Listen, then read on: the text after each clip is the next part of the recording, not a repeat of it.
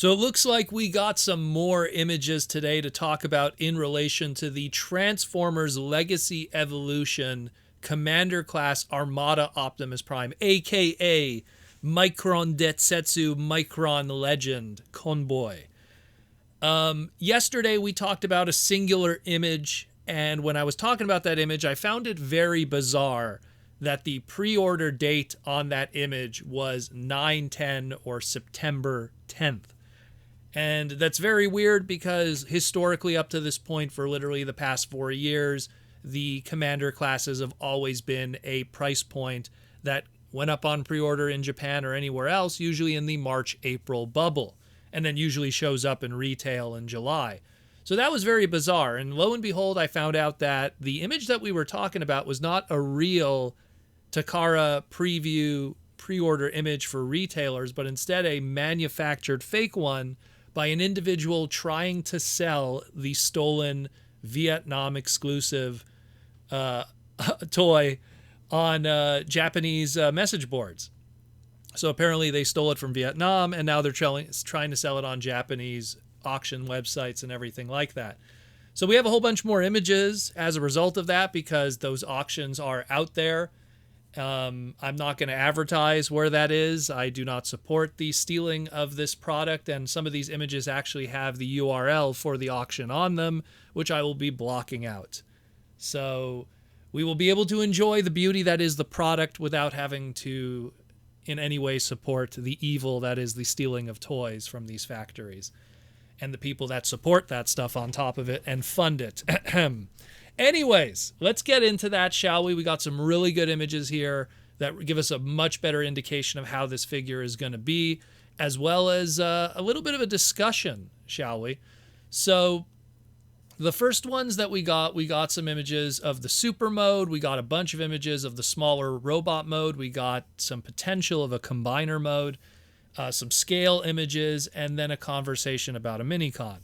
So let's start with the smaller robot mode because it looks amazing. The little small Optimus Prime, regular robot mode Optimus Prime looks incredible. The articulation is absolutely insane. Way more than anything we have ever expected from that original Armada Optimus Prime design. Again, no offense to Armada, but it was a much more stiffer era of Transformers and blocky era, while the designs were very dynamic in the show and everything like that. And we finally have something that's able to bring those dynamic poses and that amazing look to these characters here today. It's amazing what near 20 years could do for a character. And a price point, of course, in the Commander class. It looks really good. I really just like how it's able to do all those poses and really the knee articulation, the hip articulation, the shoulders, everything like that. It's fantastic. Also, what's really cool is they managed to do a pose in the photo to show that it could reenact that just before Optimus Prime combines into the super mode. In the original stock footage animation, the two big robot hands would pop out of his feet and everything, and the big articulated fingers would show. And you could kind of reenact that here because the super mode has articulated fingers. So you could kind of reenact that split-second stock footage pose of Optimus becoming super mode Optimus Prime or super convoy. Looking really cool. I also love that the chest opens and the matrix of leadership is in there, and that looks really, really cool. I hope that matrix is removable. I mean, the fact that it has the matrix is always very important, especially with a convoy and an Optimus. And the fact that it has that one, it's colored exactly like it looks in the show. That's super cool. I love that. The original toy, while it did have the matrix, and that was a big deal, it was not removable originally. So that's another extra step in the right direction. Also another step in the right direction, I forgot to mention it in the last segment, is if you were a Westerner fan and you owned the original large Armada Optimus Prime toy, it suffered heavily from GPS. It had a lot of gold plastic areas, the antlers, the combined mode elements that made the legs and stuff, which then would make the upper torso. It was a pretty fragile toy, and unfortunately time was not nice to it. If you had the Japanese version, all of that gold plastic was yellow, so you kind of were spared of that, but the American version really was a touch-and-go kind of figure. This time around, we don't have that, so that's another very good thing, is we're going to have something that doesn't have GPS in it. Let's talk about that super mode now. So the super mode looks really good. More articulation than we've ever seen from that super mode, especially from the original toy. Looks fantastic. Nice bulky figure, articulated hands. My one complaint, and I noticed this, is I'm reminded of back when we had Siege Commander class Jetfire. They had a gimmick where when the hand was open of the articulated hand, the peg hole, it had this like retracting peg hole that would retract into the hand. And when you closed the hand, it had a peg hole that popped out. It looks like this time around it has an articulated hand, but it also has a static peg hole that is there permanently. And it looks kind of weird when the hands are open. So, I mean, it's kind of weird to do that. It does not retract, judging by the close-up photos of it. It is static and molded in there. So it is kind of a thing that makes me go, it looks kind of weird. But anyways, judging by how that smaller Optimus looks, I get a feeling I'm probably going to be displaying this in the smaller Optimus mode in a cool pose. And then hopefully when we finally get some good photos of that base mode, then we'll just have a really cool base mode and all my, I guess the Micromasters and everything like that could chill on it, not the Minicons, but we'll get into that conversation in a moment. It also looks like they show here that it does have the ability to combine. They're using obviously here the overload from the original Armada run. It looks like it's able to connect to it. So clearly, I mean, it's a given. We're going to probably get a Jetfire and an overload at some point to be able to be compatible with these, maybe at a leader class price point and stuff. So that's pretty exciting too. Any of those Armada kids from 20 years ago, they're getting their Optimus today, and it's looking fantastic. And they also have a nice shot of the scale next to the Voyager class Armada Starscream, so they both scale to each other quite well with that smaller robot mode, keeping the scale with the show and everything like that with the core characters. Now let's talk about Minicons, because this is an important conversation to have. So in that super mode image, I cropped it out because clearly the seller is trolling, but you could see off shot of the image, there's something that looks like a spark plug Minicon just kind of off there. From what I've heard, it doesn't come with a Minicon at all. At all. That's what I've heard online. And it kind of makes sense, I guess, from a business standpoint, because the Siege Micromasters that came before it 3 to 4 years ago, those did not sell well at all. And because Hasbro usually has a 2-year lead time before they're actually able to make a decision based on sales, Micromasters went into the Earthrise line, and then by then they were able to realize that it wasn't selling well, and thus they discontinued doing Micromasters. Obviously, we would get some Micromasters with that HasLab Star Saber, but that's more of a, how do I put it? That's more of a specialty product. It's a little bit different, and it doesn't affect retail and how they make their decisions of buying multiple cases of stuff that they might get stuck with. So the last time we really saw Micromasters was Earthrise, and that was kind of it. And again, outside of specialty items like, let's say, I don't know, a Galactic Odyssey and all that kind of stuff. So the choice to make Minicons here, let's look at it this way, right? So what do we got in terms of characters, right? So we got a Hotshot Legacy Evolution that doesn't have his Jolt.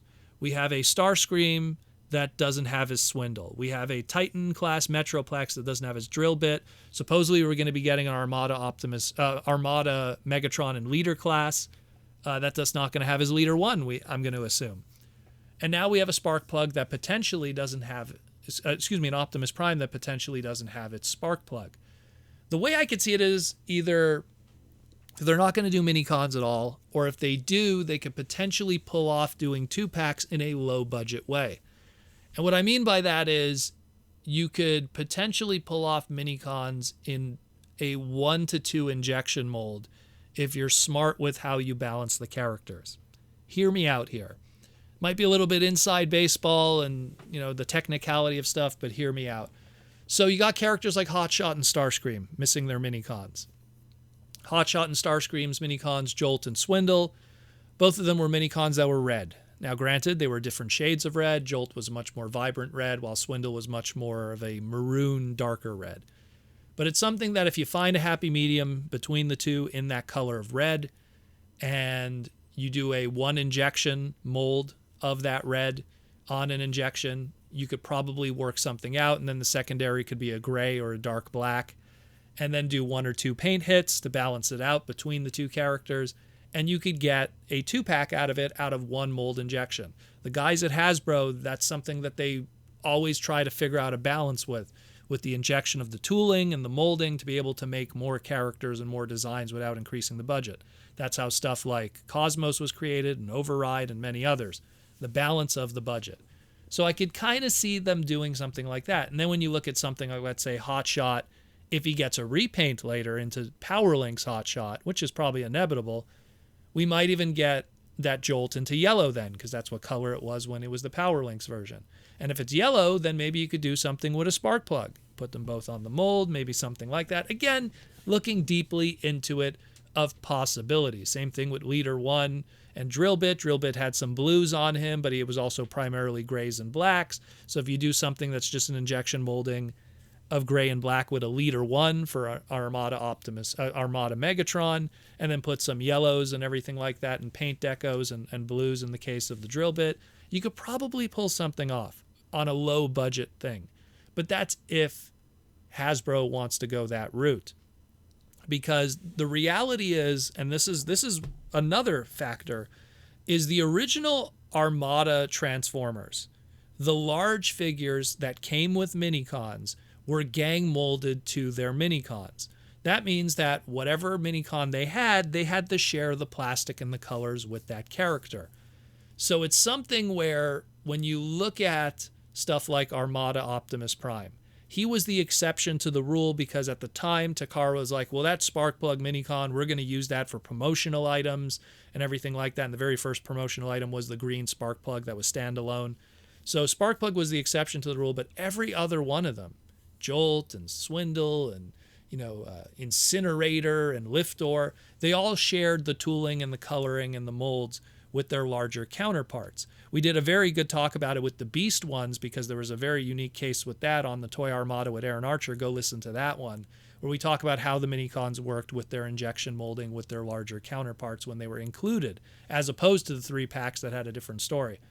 So I think it might be a case here too where by not including them with their larger counterparts, you're able to keep the budget better for the individual figures, and you could probably do something better afterwards that's more budget conscious with the individual units if you do 2-packs or something like that. And that then again falls into what I was talking about with the single injection molding. So again, it might be a little complicated to explain, but it is something to consider because when you look at stuff like that Starscream, it's going to get repainted like crazy. When you're going to look at that Megatron, it's probably going to get repainted in a Galvatron. Maybe even, the Majin Zarek or something. Not Majin Zarek, the Mega Zarek. When you look at Hotshot, maybe we might even get the Power Link from it. It's in the Optimus, obviously a black repaint. So it's something where I'm pretty sure they're going to try to figure out a way to somehow get those parallel characters with their parallel Minicons done separately at some point. It's just something just to think about. But there's a lot to talk about here. It's just a very interesting conversation to have. Let me know what you think. It is interesting to say the least.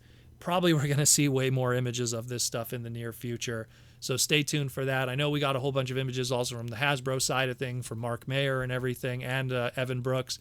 A lot of cool stuff coming out over the past couple of days. We'll definitely talk about it over the next couple of days. And, of course, even the live stream that we'll do on Saturday. So stay tuned for that, and thanks for listening.